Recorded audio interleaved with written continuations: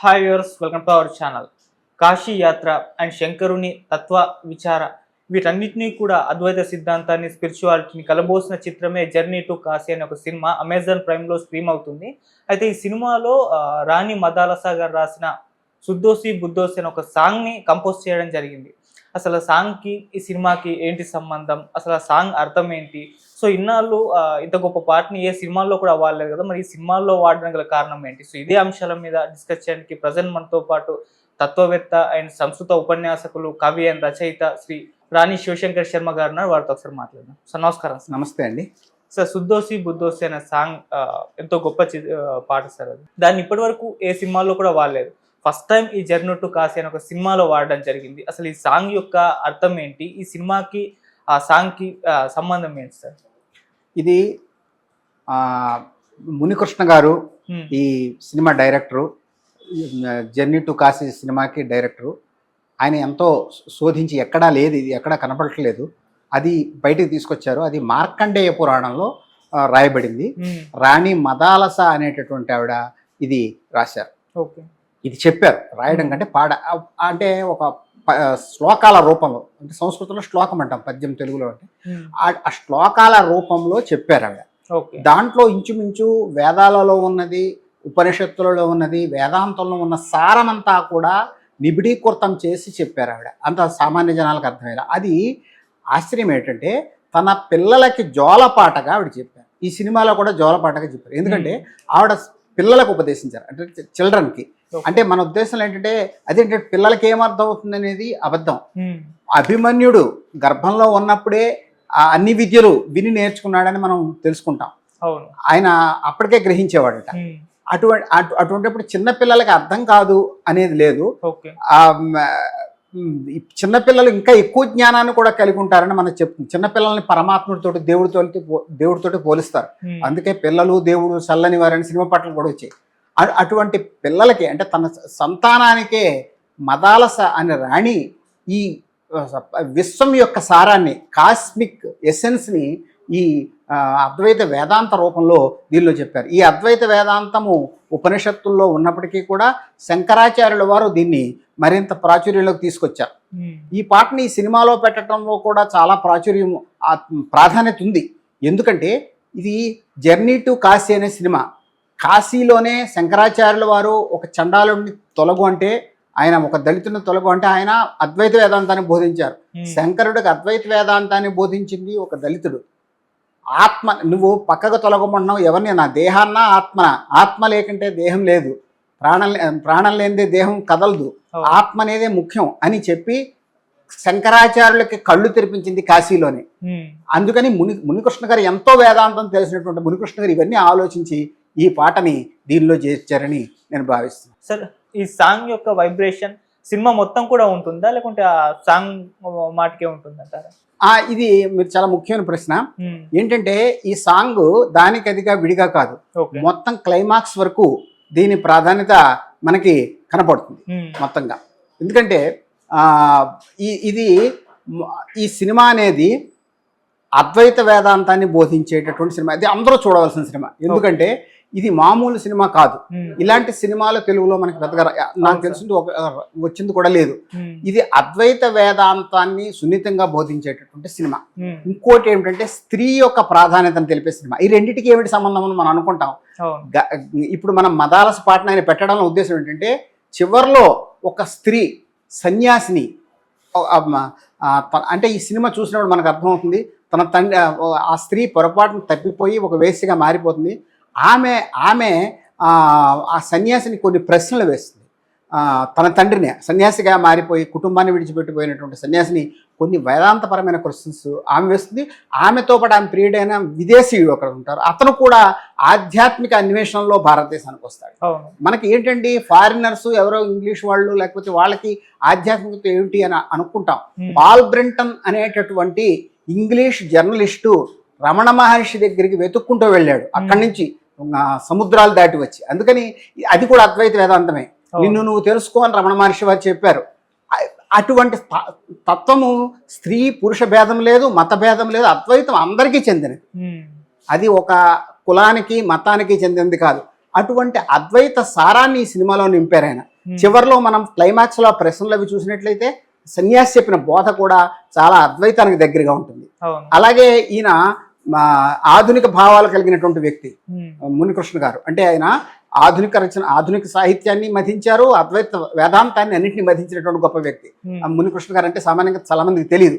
ఆయన దీనిలో ఈ ఫెమినిస్టులు అంటే ఆకాశంలో సగం నీవు అంటారు స్త్రీని. అదేంటండి దానికి దీనికి సంబంధం ఏంటంటే గార్గి, మైత్రేయి, ఈ మతాలస ఇలాంటి ఎంతో మంది తత్వవేత్తలు మనకు కనపడతారు. శంకరుణ్ణి క్వశ్చన్ చేసినటువంటి గొప్ప మండన మిశ్రుడి భార్య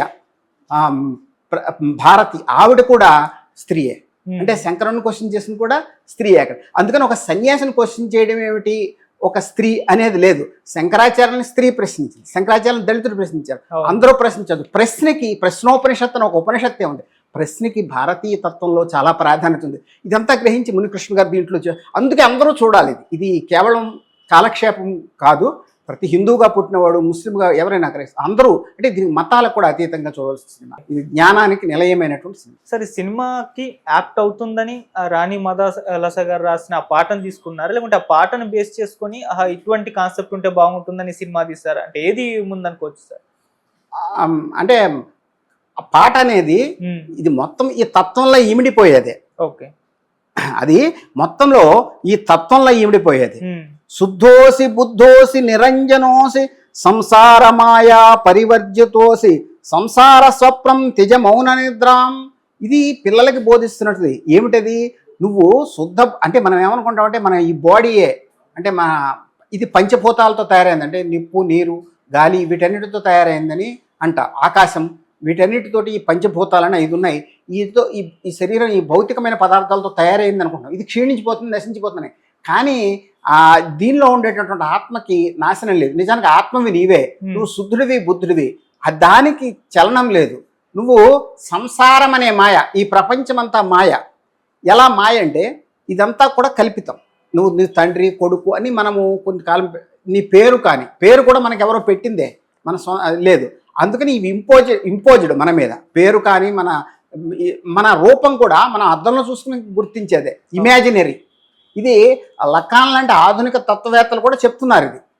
అంటే నువ్వెవరు అనేది నీకు తల్లిదండ్రులు ముందు చెప్తారు, అద్దంలో చూపించి నువ్వు ఇది, నీ పేరు శివశంకర శర్మ అంటే నేను అనుకున్నా అప్పటి నుంచి.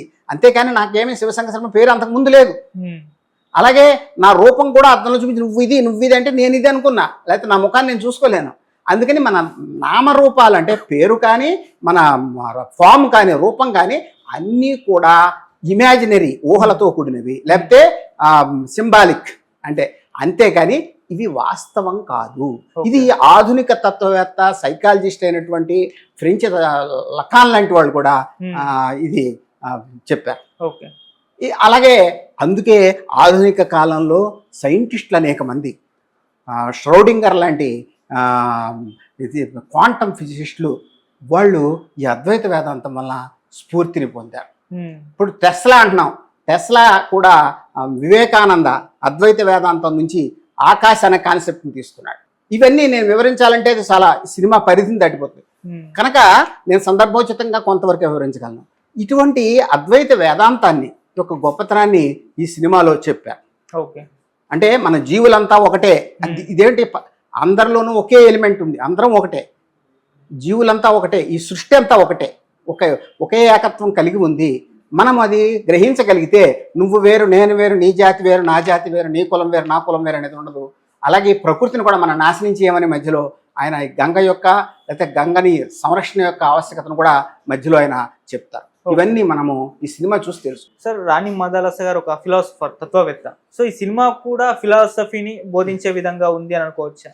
అదే చెప్తుంది. అవునవును, ఫిలాసఫీని బోధించే విధంగా ఉంది, అలాగే సామాజిక సమస్యలను కూడా బోధించేదిగా ఉంది. రెండింటినీ కలపడంలో ఈ అంటే ఈ సినిమాని చూసి కేవలం ఇది ఫిలాసఫీ వేదాంత బోధలాగా ఉండదు.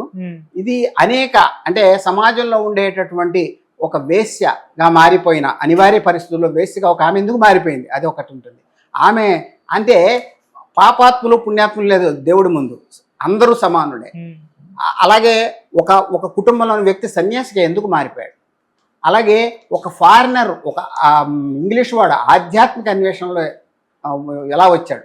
ఓకే. అలాగే ఆ ఆధ్యాత్మిక అన్వేషణలో వచ్చిన ఫారినర్ని ఈ వేశ్య కూడా క్వశ్చన్ చేస్తుంది. నువ్వు లోదర్ఫరుడు, నువ్వు ఏంటి సల్లూరు సీతారామరాజు లాంటి వాళ్ళని కూడా మీ వాళ్ళు ఒకప్పుడు హత్య చేశారని ఆమె క్వశ్చన్ చేయడం, అతను ఒక భారతీయుడిగా రూపాంతరం చెందడం, అంటే భారతీయ తత్వం ద్వారా, అంటే ఎల్లలు లేవు అనేది గోరా లాంటి నవల ఠాగూర్ గారు రాశారు, రవీంద్రనాథ్, దాంట్లోని భావన అదే. మనము ఇంగ్లీష్ వాడు అసలు కులాలే కాదు, ఒక జాతులకి సంబంధించిన ఎల్లలన్నీ మనం కల్పించుకున్నవే, మానవాళి అంతా ఒకటే. ఈ భావనకి అద్వైత వేదాంతములో బీజాలు ఉన్నాయి. అతి ప్రాచీనమైనటువంటి అద్వైత వేదాంతంలో బీజాలు ఉన్నాయి. అది అందుకని ఆ సత్యాన్ని చెప్పడానికి ఈ సినిమా ఉద్దేశించింది నేను భావిస్తాను. సార్, మామూలుగా చాలా మంది అద్వైత సిద్ధాంతం కాస్త కాంప్లెక్స్ గా ఉంటుంది, అర్థం చేసుకోవడానికి కష్టంగా ఉంటుందని చెప్తూ ఉంటారుగా, అసలు నిజమేనా అది? అసలు అద్వైత సిద్ధాంతం గురించి మీరేం చెప్తారు సార్? ఇప్పుడు అద్వైత సిద్ధాంతము చాలా సరళంగా ఉపనిషత్తుల కాలం నుంచి కథల రూపంలో కూడా చెప్తూ వచ్చారు. చాలా చిన్న చిన్న కథల రూపంలోను, తర్వాత ఇలా పాటల రూపంలోను, అంటే అందరికీ అందుబాటులో ఉండేలాగా సులభంగా. ఈ మదాలస గారు ఎందుకు రాశారు, చిన్నపిల్లలకు కూడా ఈ అద్వైత వేదాంతం అర్థం కావాలనే ఉద్దేశంతో ఆమె తత్వవేత్త అయినటువంటి రాణి ఆమె అయినటువంటి మదాలస గారు ఈ పాట రాశారు. ఇది మార్కండేయ పురాణంలో ఉంది. అలాగే చిన్న చిన్న కథల రూపంలో కూడా అనాదిగా వస్తుంది. కొన్ని నాటకాల రూపంలో కూడా ప్రబోధ చంద్రోదయం లాంటి నాటకాలు కూడా ప్రాచీన కాలంలో అద్వైత వేదాంతాన్ని బోధించేటటువంటి నాటకాలు ఉండేవి. అంటే ఈ అద్వైత వేదాంతము తర్వాత వీరబ్రహ్మం గారు వాళ్ళు తమ ఏమిటి పాటల్లో చెప్పారు. అలాగే అన్నిటై ఉన్నాడు అల్లా మహమ్మద్ అంటారు. అల్లా మహమ్మద్ అంటే పరమాత్మనే, అంటే ముస్లింలకు కూడా అర్థమయ్యేలాగా అన్నిటై ఉన్నాడు అల్లా మహమ్మద్, అన్ని చోట్ల పరమాత్మ వ్యాపించుకున్నాడు. అది ఆమిని ప్రజెంట్, అన్ని చోట్ల ఈశ్వరుడు ఉన్నాడు, పరమాత్మ ఉన్నాడు, నీలో ఉన్నాడు, నాలోలో ఉన్నాడు. ఇప్పుడు ఆకాశం అంటే ఎక్కడో ఉండదు, మనలో ఉండేది ఖాళీ చాలా భాగం, మన అణువులు తక్కువ. అంటే మన శరీరంలో ఆకాశం ఉంది, బయట కూడా ఆకాశం ఉంది, ఆకాశంలోనే మనం ఉన్నాం. అలాగే మనమంతా కూడా ఈశ్వరుల్లోనే ఉన్నాం, అంటే పరమాత్మలోనే ఉన్నాం. ఈ పరమాత్మ సత్యం, ఆ కనబడని పరమాత్మ సత్యం, కనబడే ఈ రూపం సత్యం కాదు. మనం ఆకాశం లేనిది ఏది ఉండదు. ఇప్పుడు ఒక పాత్ర కూడా దాంట్లో ఖాళీ లేకపోతే పాత్ర ఏర్పడదు. అందుకని ఈ ఖాళీ అంటే పట్టి ఖాళీ కాదు, అది ఆకాశం. అయితే ఇంకా అసలు ఆకాశం ఎవరంటే పరమాత్ముడు. మన అందరిలోనూ ఏమాత్రము మన జ్ఞానేంద్రియాలకు అందనటువంటి పరమాత్మ ఉన్నాడు అనేదే ఇది చాలా లాజికల్గా సాధించినటువంటిది అద్వైతం. ఈ అద్వైతం నాటకాల రూపంలోనూ, పాటల రూపంలోనూ, చిన్న చిన్న కథల రూపంలోనూ, సంభాషణ రూపంలో చెప్పబడుతూ వచ్చింది. ఇప్పుడు ఇది సినిమా రూపంలో కూడా వచ్చింది. అందుకని అది ఈ సినిమా చూడడం ద్వారా మనకి సామాజిక, అంటే అది సమాజానికి బయటకు వెళ్ళిపోవడం కాదు అద్వైత వేదాంతం, సన్యాసుల్లోనే ఉండదు. అందుకే సన్యాసి ఒకటే లేదనే భావన కూడా ఈ సినిమాలో ఉంటుంది. ఒక వేశ్య కూడా పరమాత్మను చేరుకోగలదు, ఒక ఫారినర్ కూడా పరమాత్మను చేరుకోగలదు. ఇది మతాలకి కులాలకి అతీతం చెప్పడం కోసం ఇన్ని పాత్రల్ని మునికృష్ణ గారు ప్రవేశపెట్టారు. సార్, ఇదే అద్వైత సిద్ధాంతం మీద రీసెర్చ్ చేస్తున్న వ్యక్తిగా అలెగ్జాండర్ అనే పర్సన్, విదేశీయుడు, చాలా మంది. అవునవును. సో అంటే ఒక విదేశీయుడితో అద్వైత సిద్ధాంతాన్ని రీసెర్చ్ చేయించడం, అంటే క్యారెక్టర్ డెవలప్మెంట్ కానివ్వండి, ఆ ఐడియా కానివ్వండి, ఎలా వచ్చిందంటే విదేశీయుడు. ఇప్పుడు జిడ్డు కృష్ణమూర్తి గారిని క్వాంటమ్ ఫిజిసిస్టులు అంటే సైంటిస్టులు కూడా కలిసి సంభాషించిన జిడ్డు కృష్ణమూర్తి గారు అంటే ఆయన ఒక రకంగా ఆధునిక అద్వైత వేదాంతాన్ని ఇంగ్లీష్లో సరళంగా చెప్పారని చెప్పొచ్చు ఆయన పద్ధతిలో. అద్వైత వేదాంతాన్ని ఒక్కొక్కళ్ళు ఒక రకంగా చెప్పారు. రమణ మహర్షి ఒక రకంగా చెప్పారు, ఇంకొకళ్ళు చాలా మంది ఆధునిక కాలంలో కూడా అద్వైత వేదాంతాన్ని చెప్తూ వచ్చారు. నిసర్గదత్త మహారాజ్ ఆయన అద్భుతంగా ఈ అద్వైత వేదాంతాన్ని గురించి చెప్పారు. వీళ్ళందరూ ఒక్కొక్కళ్ళు ఒక పద్ధతిలో చెప్తూ వచ్చారు. ఈ అద్వైత వేదాంతం నేను చెప్పాను, టెస్లాని వివేకానంద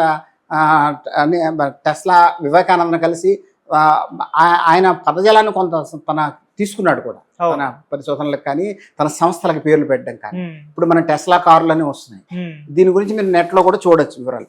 ఎందుకంటే ఈ భారతీయ వేదాంతం అనేది దారాషికోహో అని మధ్యయుగాలకు సంబంధించిన ఆయన ఒక ముస్లిం ప్రభు అయినప్పటికీ వీటన్నిటిని ఉపనిషత్తులన్నింటినీ పర్షియన్ అండ్ అరబిక్ లాంగ్వేజెస్లోకి అనువాదం చేయించారు. తనే అనువాదం చేశాడు, పర్షియన్లోకి అనువాదం చేసి ఇది విదేశాలకు వెళ్ళడానికి చేశారు. తర్వాత షోపెన్హోవర్ అలాంటి వాళ్ళు ఈ అద్వైత వేదాంతం వల్ల తీవ్రంగా ప్రభావితం చెందారు. తర్వాత ఈ కనబడనిది ఉంది అని ఫ్రాయిడ్ లాంటి అంటే కనబడేది సత్యం కాదు, అంటే ఎదురుగా ఉండేది సత్యం కాదు, కనబడినదే సత్యం. దీని నుంచి ఫ్రాయిడ్ కూడా వచ్చాడు. మన మనస్తత్వంలో కాన్షియస్నెస్ కాదు సబ్ కాన్షియస్నెస్ ప్రధానము. ఇలాంటి భావాలు రావడానికి అద్వైతం పరోక్షంగా కారణమైంది. ఎందుకంటే ఈ అద్వైతం అనేది అదే అక్కడికి వెళ్ళి ఎలా వెళ్ళిందండి, మొన్న కాదు, దారాషికో 11 ఎన్నో సంవత్సరాల క్రితమే మొట్టమొదటి పరిశోధన అనువాదాలు చేయించింది ముస్లిం ప్రభువుల కాలంలో జరిగింది. ఇవి విదేశాలకు వెళ్ళాయి. అక్కడ ఇంగ్లీష్లో యూరోపియన్ లాంగ్వేజెస్లోకి తర్వాత ఆధునిక కాలంలో అనువాదమయ్యాయి. అవి షోపెన్హోవర్ ద్వారా అక్కడికి చేరాయి. ఈ తత్వ చరిత్ర చూసినట్లయితే అద్వైత వేదాంతం యొక్క ప్రభావం విదేశాలకి రకరకాల రూపంలో వెళుతూ వచ్చింది.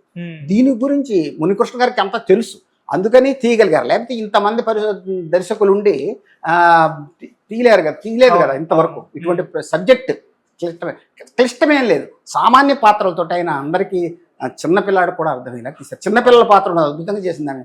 పుణ్యం అంటే ఏమిటి క్వశ్చన్ చేస్తుంది చిన్నపిల్ల. అది ఫైనల్ గా జర్నీ టు కాశీ ఫిలిం గురించి ఏం చెప్తారు, అండ్ సుద్దోసి బుద్దోసి సాంగ్ ని దీనికి అడాప్ట్ చేసిన విధానం కానివ్వండి, వీటి గురించి ఏం చెప్తారు సార్ ఫైనల్ గా?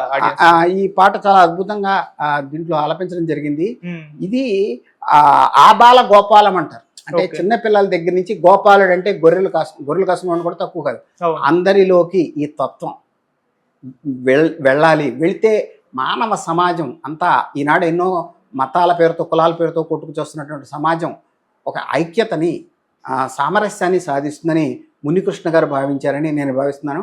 ఈ పాటలో అటువంటి సారం ఉందని కూడా నేను భావిస్తున్నాను. ఓకే సార్, ఫైనల్ లాస్ట్గా అంటే రాణి మాధవలస గారు అంటే స్త్రీ తత్వవేత్తలు చాలా తక్కువ మందే ఉన్నారు మనకి. సో అందులో ఆమె కూడా ఒకటి.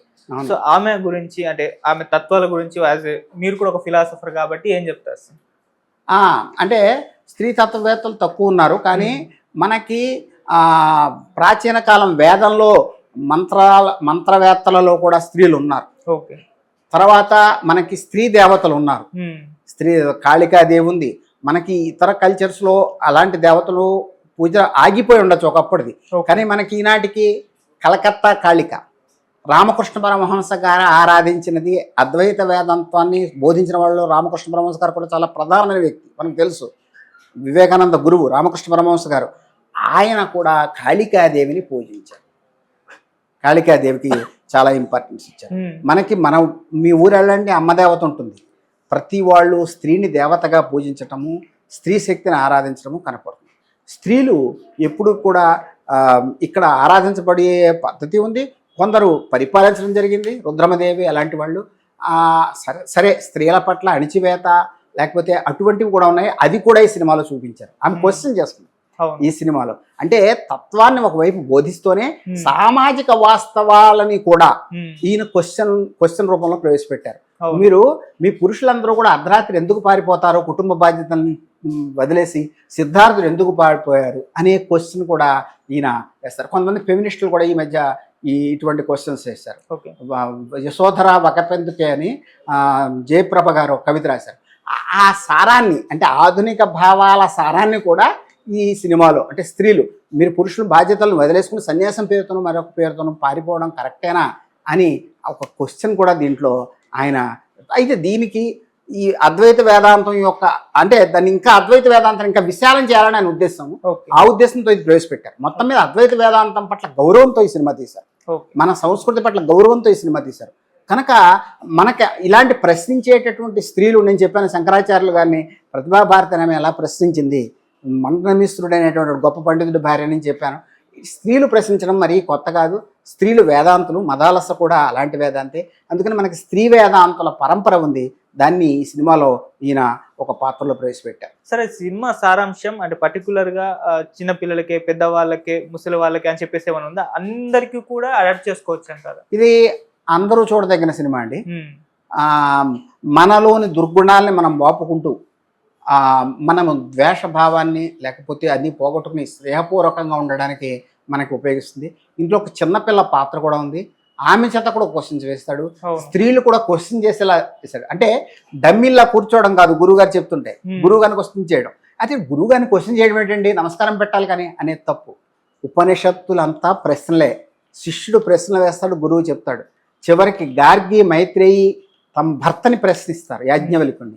ఈ ప్రశ్న అనే సంప్రదాయము ఉపనిషత్తులు వేదాలు సర్వత్రా ఉన్నాయి. వేదాలలో ఋగ్వేదంలో కూడా ఉంది. అగస్త్యుడి లోపాముద్ర ప్రశ్నిస్తుంది సంసారం గురించి. ఆనాటి నుంచి ఉపనిషత్తుల నుంచి తర్వాత భారతీదేవి ఈయననే శంకరాచార్యుని క్వశ్చన్ చేసిన స్త్రీ వరకు ఈ స్త్రీల ప్రశ్న పరంపర ఏదైతే ఉందో అది మనం మర్చిపోకూడదు. ఈనాటి ఆధునిక కాలంలో కూడా ఫెమినిస్టులు కానీ వేరే వాళ్ళు కానీ ఈ ప్రశ్న పరంపరను కొనసాగిస్తున్నారు.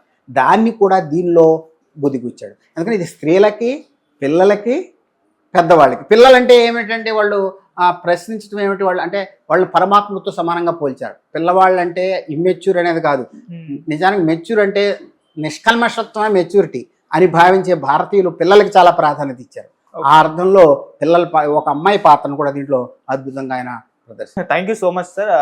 చాలా యూస్ఫుల్ ఇన్ఫర్మేషన్ ఇది. అంటే సినిమా కూడా ఒక ఫిలాసఫీని బోధిస్తుంది, అందరూ కూడా చూడాల్సిన సినిమానే.